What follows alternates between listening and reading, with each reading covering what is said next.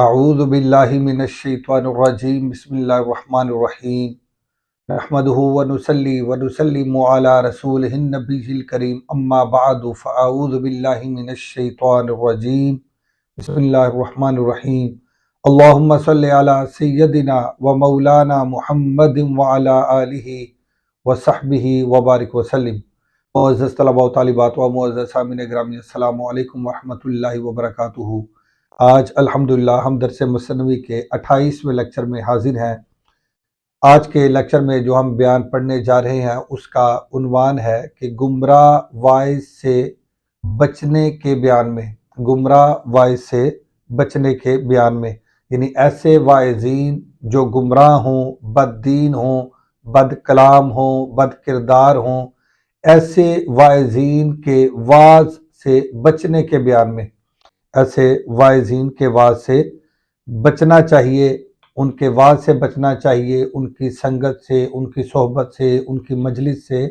انسان کو بچنا چاہیے، کیونکہ وہ خود گمراہ ہیں اور وہ دوسروں کو بھی گمراہ کرتے ہیں۔ تو اسی ضمن میں مولانا روم رحمۃ اللہ علیہ آپ بیان فرماتے ہیں کہ نا سہے دی گشتہ آ کافر وزیر کردہ او از مکر در لوزی ناصیر۔ مولانا روم رحمۃ اللہ علیہ آپ مثنوی شریف میں آپ لکھتے ہیں، آپ بیان فرماتے ہیں کہ بے دین وزیر مذہبی وائز بن گیا۔ وہ ایک وزیر کا قصہ لے کے آتے ہیں، لیکن وہ سمجھاتے ہیں اپنے سامنے کو کہ ایسے جو واعظین ہوتے ہیں ان سے بچا جائے۔ تو وہ ایک وزیر کا اس میں قصہ بیان کرتے ہیں، کہتے ہیں کہ بے دین وزیر، بے دین، بد کردار، بد مذہب وزیر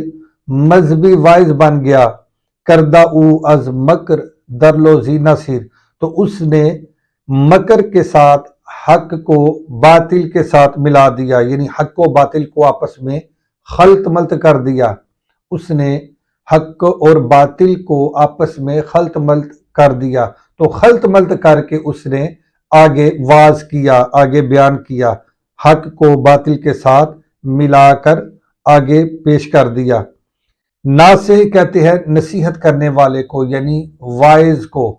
وائز کو۔ لوزینہ کہتے ہیں حلوائے بادام، حلوائے بادام، اور اس سے مراد حق ہے، اور سیر کہتے ہیں لہسن کو، اور اس سے مراد باطل ہے، یہاں اس سے مراد باطل ہے۔ تو آپ فرماتے ہیں کہ ناصح دی گشتہ آ کافر وزیر، وہ وزیر جو کافر یعنی گمراہ تھا، گمراہ تھا، بد دین تھا، بد عقیدہ تھا، بد کلام تھا، بد کماش تھا، تو وہ ناصح بن گیا، یعنی نصیحت کرنے والا بن گیا، واعظ بن گیا، مقرر بن گیا۔ کردہ او از مکر در لوزی ناصیر، تو اس نے باطل کو حق کے ساتھ ملا کر خلط ملط کر کے، یعنی حق اور باطل کو آپس میں خلط ملط کر کے بیان کیا۔ آگے مولانا روم رحمۃ اللہ علیہ فرماتے ہیں ہر کے صاحب ذوق بود از گفت او لذت می دید و تلخی جفت او۔ اب فرماتے ہیں کہ جو شخص صاحب ذوق تھا، یعنی جو سامع تھا اور صاحب ذوق تھا، وہ اس کی باتوں سے بوجہ خوش بیانی، کیونکہ وہ خوش بیان ہوتا ہے واعظ، تو اس کی خوش بیانی کے باعث ایک لذت محسوس کرتا، وہ اس کے بیان سے ایک لذت محسوس کرتا، اور اس کے ساتھ ہی وہ تلخی جفت، اور اس کے ساتھ ہی اس کی شرارت اور اس کی گمراہی بری باتوں کی ایک تلخی بھی پاتا۔ ظاہر ہے وہ تو سنتا تھا دین کی باتیں، لیکن اسے تو علم نہیں تھا کہ اس دین کی باتوں سے، اس حق کے پیغام کے ساتھ وہ ملاوٹ کر کے پیش کر رہا ہے، تو وہ دین کی باتوں کے ساتھ ساتھ ایک تلخی پاتا، یعنی بری باتوں کو بھی جب وہ سنتا تو انہیں قبول کرتا یا اس کا اثر وہ لیتا۔ ہر کے صاحب ذوق بود از گفتگو، اس کی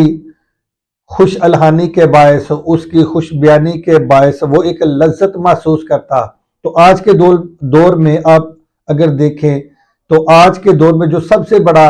فتنہ ہمارے معاشرے میں ہے، چونکہ یہ سوشل میڈیا کا دور ہے اور ہر کسی کے پاس ایک پیغام پہنچ رہا ہے، اور ہمارے اس دور میں اگر ہم گمراہ کن وائس کو دیکھیں تو ہمارے سامنے انجینئر محمد علی مرزا کا نام سامنے آتا ہے کہ وہ گمراہ ہے، بد دین ہے، بد عقیدہ ہے اور بد زبان ہے، بد کلام ہے اور برے عقائد کا حامل شخص ہے، جو پیغام تو دین کا دیتا ہے، نام تو دین کا لیتا ہے، ٹائٹل اپنا مذہبی پیش کرتا ہے اور قرآن سنا کر لوگوں کو گمراہ کرتا ہے، حدیث مبارکہ سنا کر مطالب اپنے من مانی کے اخذ کر کے اور تشریحات اپنی من پسند کی نکال کے وہ لوگوں میں گمراہی کو پھیلا رہا ہے، جس نے اولیاء کرام سے لوگوں کو دور کر دیا اور ان کے متعلق شکوک و شبہات لوگوں کے دلوں میں پیدا کر دیے، صالحین کے متعلق شکوک و شبہات لوگوں کے اندر ڈال دیے، صحابہ کرام کے متعلق جو زبانیں تان دراز کرتا ہے، جس کو یہ حیا نہیں کہ صحابہ کے متعلق گفتگو کیسے کرنی ہے، جو حضور نبی کریم صلی اللہ علیہ وآلہ وسلم کے متعلق نازیبا کلمات کہے اور ایسے کلمات کہے جو ہم اپنی زبان پر لانا بھی گوارا نہیں کر سکتے، تو ایسے کلمات وہ ببانگ دہل عوام کے سامنے بیان کرے تو لوگوں میں لا محالہ ایک تشکیک پیدا ہوگی اور لا محالہ لوگوں میں ایک دیدہ دلیری پیدا ہوگی، لا محالہ لوگ بھی اس گمراہ کن عقائد کی پیروی کریں گے، جو اس کے فالوور ہوں گے، جو اس کے سننے والے ہوں گے، جو اس کے ہم مجلس ہوں گے، جو اس کے ہم نشیں ہوں گے، جو اس کے ساتھ نشست کریں گے، اس کی مجلس میں بیٹھیں گے، تو لا محالہ ان کے اوپر بھی اس کی گمراہی کے اثرات وارد ہوں گے۔ تو ایسے عقائد والے اور ایسے عقائد کے حامل شخص سے بچنے کی مولانا روم رحمۃ اللہ علیہ نے تلقین فرمائی ہے۔ اب فرماتے ہیں ہر کے صاحب ذوق بود از گفتگو، جو کوئی صاحب ذوق تھا اور جو علم کی طلب رکھنے والا تھا تو وہ جب اس کی خوش الہانی خوش بیانی کو سنتا ہے تو وہ ایک لذت محسوس کرتا ہے کہ یہ بندہ بڑا گرج کے بولتا ہے اور بڑا حق گو ہے، لیکن جب وہ سنتا ہے تو وہ لذت وہ ایک لذت تو دیکھتا ہے، ایک لذت تو پاتا ہے، ایک لذت تو محسوس کرتا ہے، لیکن وہ تلخی جفتے ہو، لیکن اس کے ساتھ ساتھ اس کی تلخی بھی لیتا ہے، اس کی کڑواہٹ بھی لیتا ہے، اس کی گمراہی بھی لیتا ہے۔ تو جس طرح وہ خود گمراہ ہے اور وہ گمراہ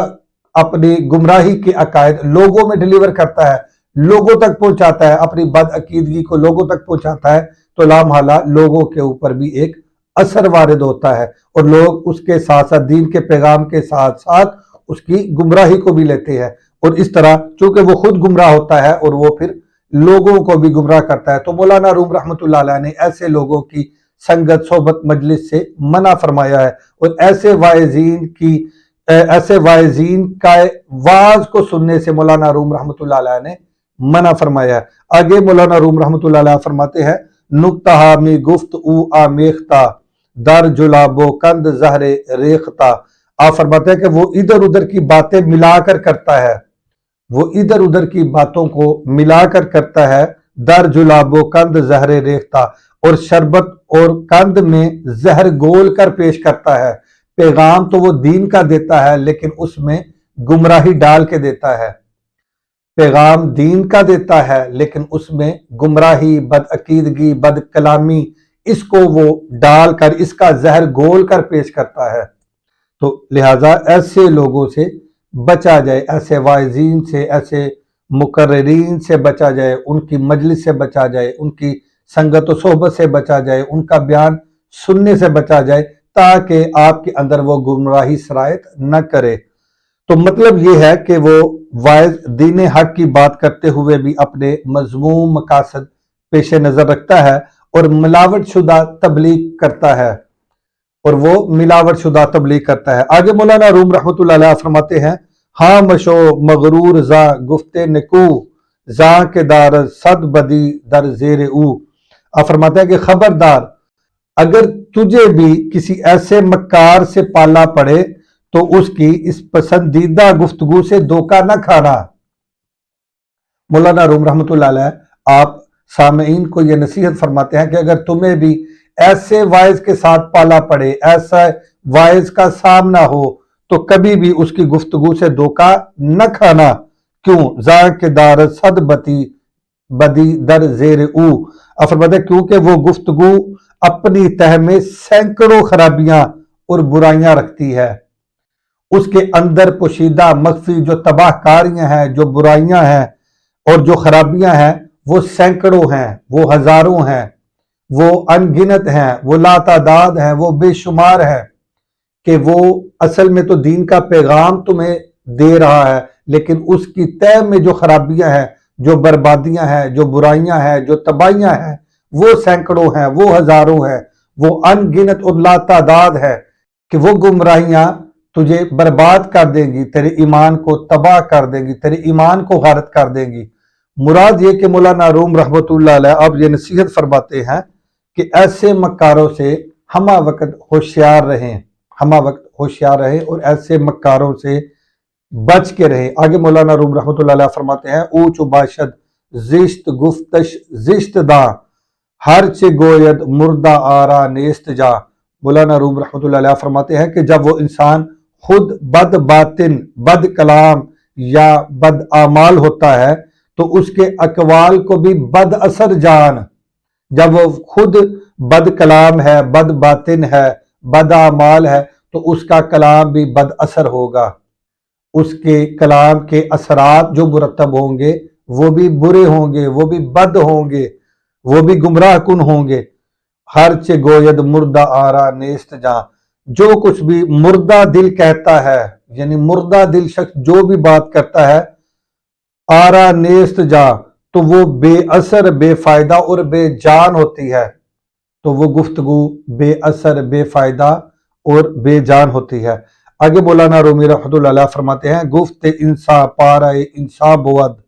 پارا از نا یقی کے نا بود۔ آپ فرماتے ہیں کہ انسان کی گفتگو انسان کا نمونہ ہوتی ہے،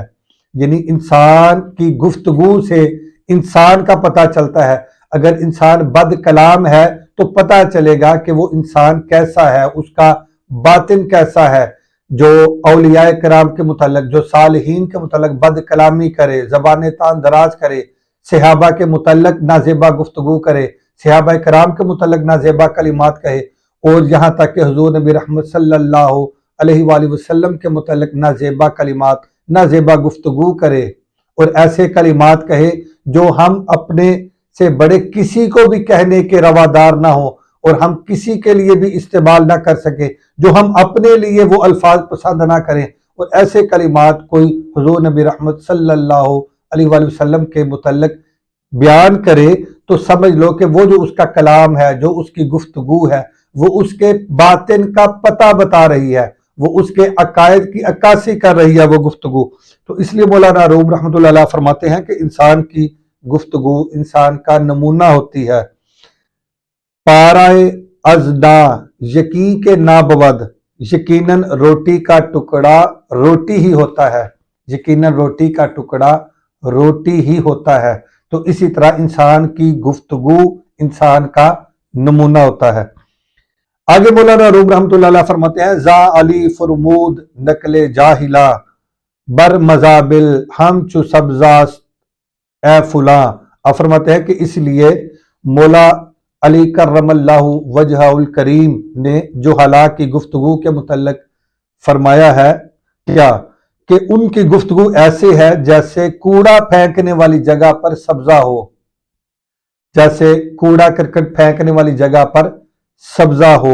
زا علی فرمود نقل جاہلا، اس لیے مولا علی کرم اللہ وجہ الکریم آپ علیہ السلام نے فرمایا ہے کہ جو ہلاک کی گفتگو، ایسے جو بد دین ہے، بد کلام ہے، بد کماش ہے، بد کردار اور ایسے بد عقائد کے حامل جو اشخاص ہوتے ہیں، ان کی گفتگو کے متعلق مولا علی کرم اللہ وجہ الکریم آپ نے فرمایا کہ بر مزابل ہم چو سبزاست اے فلاں، کہ ان کی گفتگو ایسے ہی ہے جیسے کوڑا کرکٹ پھینکنے والی جگہ پر سبزہ ہو۔ آگے آپ فرماتے ہیں ہر چنا سبزہ ہر آنکو برنشست بر نجاست بیش کے بنشست تاست۔ آپ فرماتے ہیں کہ جو شخص بھی ایسے سبزے پر بیٹھتا ہے جہاں کوڑا کرکٹ پھینکا جاتا ہے تو وہاں جو موجود سبزہ ہوتا ہے، تو جو شخص بھی ایسے سبزے پر بیٹھتا ہے، آپ فرماتے ہیں بلا شبہ وہ شخص گندگی پر بیٹھ گیا، بلا شبہ وہ شخص گندگی پر بیٹھ گیا۔ تو لہٰذا ایسے اشخاص سے بچا جائے، ایسے بد کلام بد کماش لوگوں سے بچا جائے، اور ایسے برے واعظین سے بچا جائے کہ ان کی مجلس، ان کی صحبت گویا کہ کوڑا کرکٹ پھینکنے والی جگہ پر سبزے کی مانند ہے۔ تو جس طرح کوئی بھی شخص گندگی کے ڈھیر پر خواہ ادھر سبزہ ہی کیوں نہ ہو ادھر بیٹھنا پسند نہیں کرتا، اسی طرح کسی بھی بد عقیدہ شخص کی مجلس صحبت سنگت میں بیٹھنے کو بھی اپنے لیے برا جان، اس لیے ان کی مجلس سے بھی پرہیز کر۔ مطلب یہ ہے کہ جاہلوں، بد کلاموں اور بے حیاؤں کی صحبت میں بیٹھنا جہالت اور گمراہی لینے کے مترادف ہے۔ اگر تم ان کی سنگت صحبت میں بیٹھو گے تو لا محالہ تمہارے اندر بھی جہالت بڑھے گی، گمراہی بڑھے گی اور بے حیائی بڑھے گی۔ آگے مولانا روم رحمۃ اللہ علیہ آپ فرماتے ہیں، ظاہرش می گفت در را چست شو وز اثر می گفت جارا سست شو۔ آپ فرماتے ہیں کہ اس کی گفتگو کا ظاہر مضمون تو کہتا ہے کہ تو راہ حقیقت میں چست ہو، یعنی اس کی گفتگو کا جو ظاہری مفہوم ہوتا ہے، جو ظاہر ہوتا ہے، وہ تو یہ کہتا ہے کہ تو دین میں چست ہو، راہ حقیقت میں چست ہو، ہمہ وقت تیار ہو، جبکہ وز اثر میں گفت جارا سست شو، لیکن اس کی گفتگو اپنے اثر اور نتیجے کے لحاظ سے کہتی ہے کہ تو سست ہو، یعنی اس کو گمراہی کے گڑھے میں وہ دھکیل دیتا ہے، وہ اپنی بد عقیدگی کے باعث، اپنی گمراہی کے باعث، اپنی بد کلامی کے باعث حقیقت میں وہ دین سے دور کرنے والا ہوتا ہے۔ تو آپ فرماتے ہیں وز اثر می گفت جارا سست شو، تو وہ اپنی گفتگو، اس کی گفتگو اثر اور نتیجے کے لحاظ سے اصل میں وہ دین سے دور کرتی ہے، اس میں سستی لاتی ہے، وہ صالحین سے، اولیاء سے اس کو متنفر کرتی ہے، صحابہ کرام کے ادب، تعظیم، توقیر سے وہ روکتی ہے وہ گفتگو۔ حضور نبی رحمت صلی اللہ علیہ وسلم کے متعلق جو ادب، احترام، عقیدت دل میں ہوتی ہے، اس میں وہ کمی لاتا ہے، حقیقت میں اثر اور نتیجے کے لحاظ سے اس کی گفتگو نبی رحمت صلی اللہ علیہ وسلم کے ساتھ عقیدت محبت میں بھی کمی لاتا ہے، اس کی گفتگو کمی لاتی ہے۔ آگے مولانا روم رحمۃ اللہ علیہ فرماتے ہیں کہ برق اگرچہ نور آیت در نظر لیک ہست از خاصیت دزد بسر۔ آپ فرماتے ہیں کہ بجلی اگرچہ دیکھنے میں نور دکھائی دیتی ہے، بجلی اگرچہ دیکھنے میں نور دکھائی دیتی ہے، لیک ہست از خاصیت دزد بسر، مگر خاصیت کے اعتبار سے وہ بینائی کو چرا لینے والی ہوتی ہے، لیکن حقیقت میں وہ خاصیت کے اعتبار سے بینائی کو چرا لینے والی ہوتی ہے۔ تو مولانا روم رحمۃ اللہ علیہ یہی درس دیتے ہیں کہ ایسے بد کلام اشخاص سے اور ایسے بد کلام واعظین سے جنہیں بزرگوں کا حیا نہ ہو، جنہیں صالحین کے ادب کا پاس نہ ہو، اولیاء کرام جو اہل اللہ ہیں ان کا ادب احترام اس کے دل میں نہ ہو، صحابہ کرام کے متعلق جو نازیبا کلمات کہتا ہو، جو بزرگان دین کے متعلق نازیبا گفتگو کرتا ہو اور زبان تان دراز کرتا ہو، جو صالحین کے متعلق ایسی گفتگو کرتا ہو، جو حضور نبی رحمت صلی اللہ علیہ وسلم کے متعلق ایسا کلام کرتا ہو اور ایسی گفتگو کرتا ہو جس سے سامع کے دل میں اس کی محبت میں کمی آئے اور وہ محبت ختم ہو، تو ایسے واعظین سے، ان کی مجلس سے بچنا چاہیے، ان کی صحبت سے بچنا چاہیے، ان کی نشست سے بچنا چاہیے، اور ایسے واعظین کو سننے سے پرہیز کرنا چاہیے تاکہ تمہارا ایمان سلامت رہے، کہیں وہ تمہارے ایمان کو اچک نہ لے۔ آخر میں مولانا روم رحمۃ اللہ علیہ آپ یہی مثال کے ساتھ سمجھاتے ہیں، اسی مثال کے ساتھ آپ یہ سمجھاتے ہیں کہ بجلی اگرچہ دیکھنے میں تو نور دکھائی دیتی ہے، لیکن وہ خاصیت کے اعتبار سے حقیقت میں وہ انسان کی نظر کو اچک لیتی ہے۔ تو اسی طرح ایسے برے واعظین جو چرب زبان ہو، وہ اپنی چرب زبانی کے ساتھ لوگوں کو اپنی طرف مائل تو کر لیتے ہیں، متاثر تو کر لیتے ہیں، لیکن حقیقت میں وہ اثر کے اعتبار سے لوگوں کے ایمان کو اچک لیتے ہیں، ان کے ایمان کو برباد کر دیتے ہیں۔ لہٰذا ایسے واعظین سے بچا جائے۔